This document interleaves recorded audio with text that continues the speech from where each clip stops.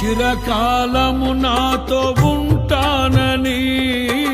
క్షణమైనా వీడిపోలేదని